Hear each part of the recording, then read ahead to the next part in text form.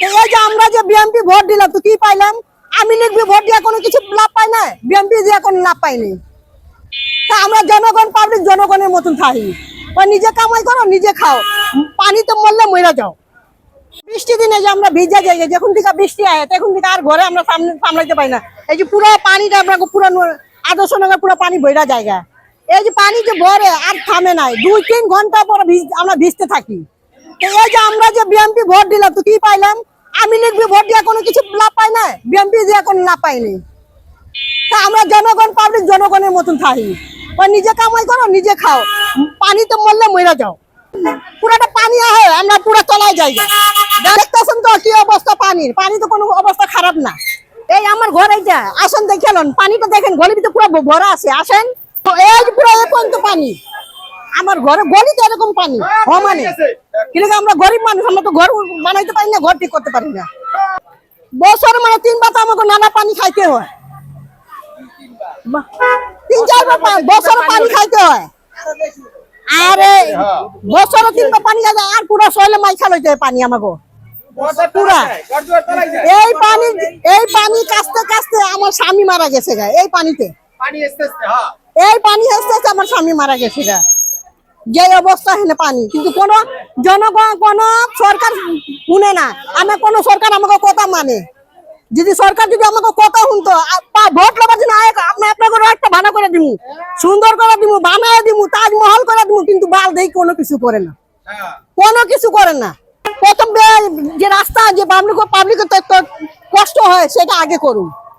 পাবলিকের চলাচল যদি কষ্ট হয়, পানিতে ডুবতে ওর বাঁচাইবার কষ্ট হয়, এগো আগে ঠিক করুন। চাওয়ার আছে আমাকে এই রোডটা ক্লিয়ার করে দাও, আমার এই রোডটা বানায় দাও, যেন পানি আসে, যেন এরকম হুমান করছে এই জায়গাটা, এটা হুমান করলে তো পানি তার সব যাইতো গা, পানি তার আমরা খাইতে পারতাম না। আমরা এই যে 12 মাসে 13 পূজা পানি আমরা খাই, এই নরকে পানি, এই নালাতে যে পানি জমে 12 মাসে 13 পানি, আমরা এই যে নরকে পানি আমরা এই যে খাইতাছি, এটা খাওয়া হইতেছে না আমাকে। সারা দিন আমরা বৃষ্টির মতো ভিজে আসি, কোন সময় পানি টানবার, কোন সময় গোসল করবো, কোন সময় ঘরে যাবো, এই টেনশন আছে। আজকে 8-10 বছর এই যায় আইছি ভাড়া সব সময়ের জন্য, বৃষ্টি আইলে এই যায় পানি উঠতে তলাই যায়, সবাই কয় এটা ঠিক করে দেবো, এটা দেখবো, এটা করবো, ওটা করবো, কেউ কোনো পরে পানির সময় কেউ পাওয়া যায় না। ডুববে মরলে এই এলাকার জনগণ মরতে আছে, এই এলাকার পাবলিক মরতে আছে, এটার ব্যাপারে কেউ কোনো খেয়াল নাই। যে আসি ভাই দেখবো, দেখতে আসছি, এই সুসাধ্যতা হয়েছে। আমি আছি 8 বছর ধরে।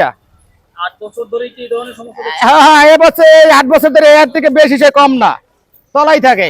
এই পানিটা ধরেন এই যে কিনা 4 ঘন্টা থাকতে পারে, 2 ঘন্টাও থাকতে পারে, নিচে 2 ঘন্টা, তারপর 8 ঘন্টা পর্যন্ত যায়, আবার বৃষ্টি এলে আবার তলাই যায়। ঠিক নেই ভাই, বৃষ্টি পড়লেই তলাই থাকে, কথা বলতেন না। এই জায়গার মানুষের দুর্ভোগ হয়ে যায়, এই 1.5 কাটা জায়গায় সব দুর্ভোগ হয়ে যায়। 1.5 কাটা তলাই থাকে, খালি তলাই থাকে, বৃষ্টি আইলি তলাই থাকে।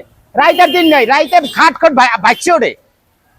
হ্যাঁ, যাদের প্রত্যেক বাড়ির মধ্যে পানি ঢুকে গেছে, সব ওই গেটের ভিতর পানি, সব খাটখট বাসাও আছে অনেকগুলা, অনেক গলির মধ্যে পানি, অনেক ইর মধ্যে পানি, সবখানে পানি। ঠিক আছে, আর কি বলার আছে? এই অবস্থা হইলে চলা যায় কোন? কিন্তু কেরে কব এই কথা, কর তো লোক নাই দুর্নীতি।